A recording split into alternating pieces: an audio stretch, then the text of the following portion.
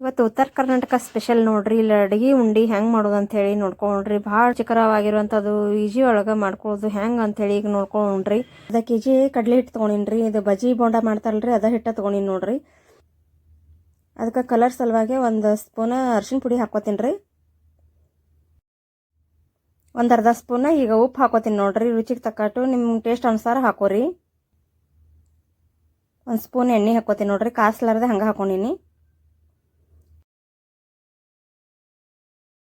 ಎಲ್ಲ ಗಂಟಿಲಾರ್ದಂಗೆ ಚೆಂದಾಗಿ ಮಿಕ್ಸ್ ಮಾಡ್ಕೋಬೇಕು.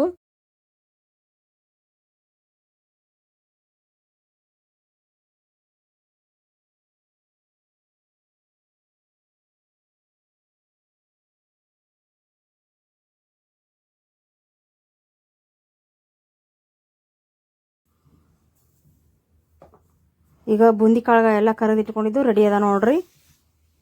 ಎಷ್ಟು ಈಗ ಸ್ವಲ್ಪ ಕೊಬ್ಬರಿ ಹೆಚ್ಚಿಟ್ಕೊಂಡಿನಿ. ಆಮೇಲೆ ಎಳ್ಳು ತೊಗೊಂಡಿನಿ ನೋಡ್ರಿ. ಬೆಲ್ಲ ಏನದ ಒಲಿ ಮ್ಯಾಗ ಕರ್ಗ್ಸಾಕ ಇಟ್ಕೊಳಕತ್ತೀನಿ ನೋಡ್ರಿ.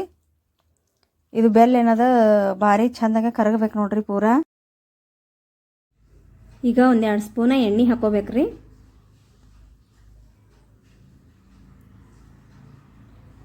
ನೀರು ಎಲ್ಲ ಗುಳ್ಳಿಗಳು ಬರಾತ ನೋಡ್ರಿ. ಈಗ ಬೆಲ್ಲ ಎಲ್ಲ ಕರಗೈತಿ. ಈಗ ಸ್ವಲ್ಪ ಆಣ್ ಬಂದದನ ಅಂತ ಹೇಳಿ ಒಂದು ತಾಟ್ನಾಗ ನೋಡ್ಕೋತೀನಿ ನೋಡ್ರಿ. ಈಗ ಸ್ವಲ್ಪ ನೀರು ಹಾಕೊಂಡು ಸ್ವಲ್ಪ ನೀರು ಹಾಕೋಬೇಕ್ರಿ, ಭಾಳ ಹಾಕೋಬಾರ್ದು.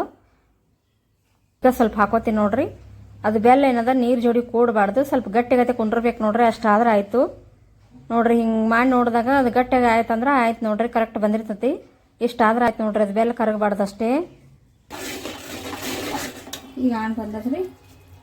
ಕಾಳು ಹಾಕೋತೀನಿ. ಆಮೇಲೆ ಎಳ್ಳು ಹಾಕೋತೀನಿ ನೋಡ್ರಿ.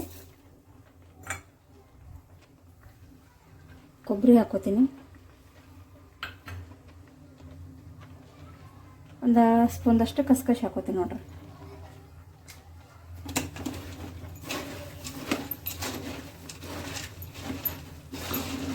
ಗ್ಯಾಸ ಆಫ್ ಮಾಡಿಬಿಡ್ಬೇಕು ನೋಡ್ರಿ.